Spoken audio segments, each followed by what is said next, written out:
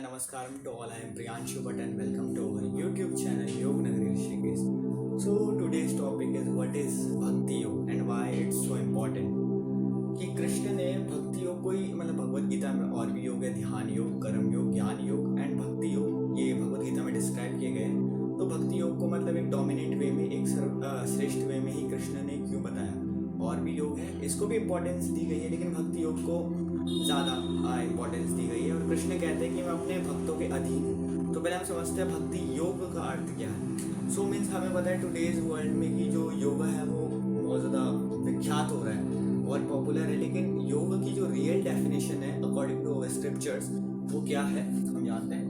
जो योग का मीन्स है वो है कनेक्ट विद गॉड, भगवान से, आत्मा और परमात्मा का मीन इट्स कॉल्ड योग।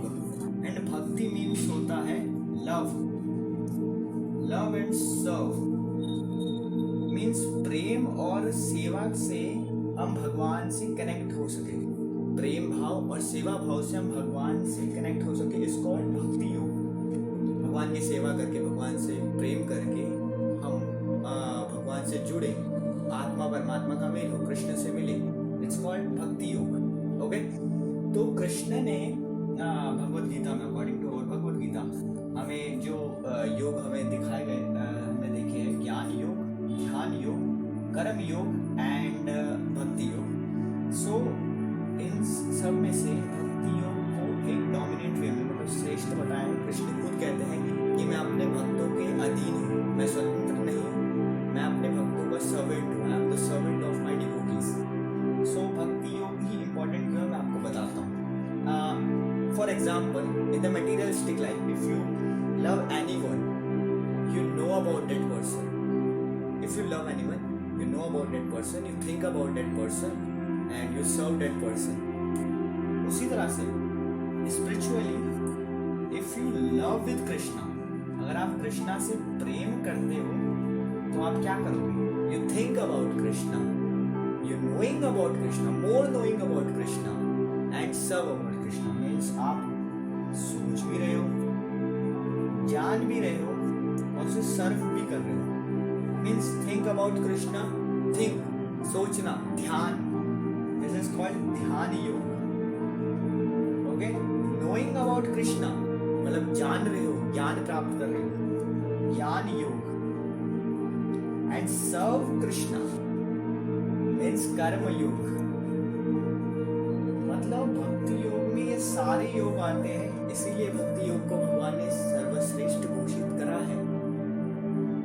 कृष्ण अपने भक्तों के सर्वेंट हैं, ऐसा कृष्ण खुद कहते हैं। चैप्टर नंबर 6 में कृष्ण अर्जुन से कहते हैं कि तुम मेरे बदले प्रतिज्ञा लो कि मैं अपने भक्तों की, अगर मेरा कोई नाम ले तो मैं उनकी सहायता के लिए, उनकी मदद, उनके संकटों में उनका संकट हट लूंगा। ऐसा अर्जुन से प्रॉमिस करवाया कृष्ण ने, क्योंकि कृष्ण खुद बोलते हैं कि मैं अपनी प्रतिज्ञा तोड़ सकता हूँ लेकिन अपने भक्तों की प्रतिज्ञा कभी नहीं तोड़ सकता। अकॉर्डिंग टू अवर स्क्रिप्चर्स हम 84 लाख योनियों से गुजरने के बाद हमें एक ह्यूमन बॉडी मिलती है, मीन्स वन मनुष्य शरीर मिलता है। मतलब जो लास्ट हमारी जो एंटिटी होती है वो होती है human body.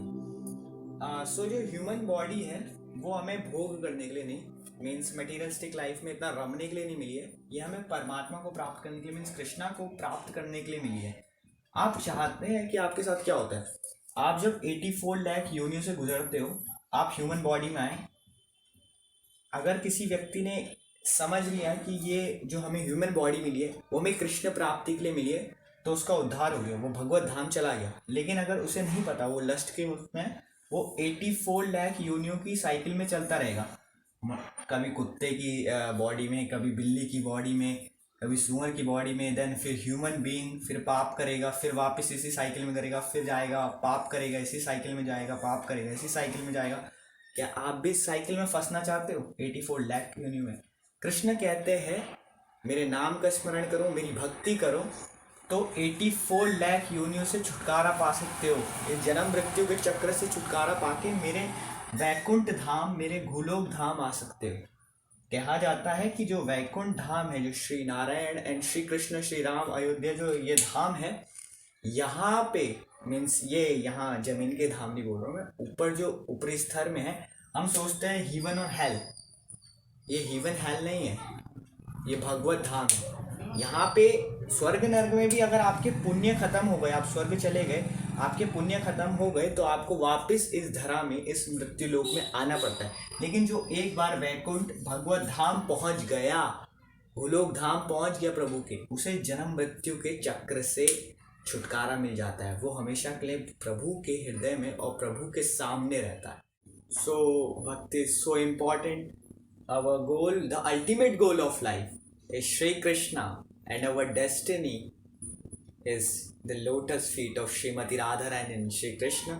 So that's it. And Hare Krishna, and make sure to like and subscribe our channel.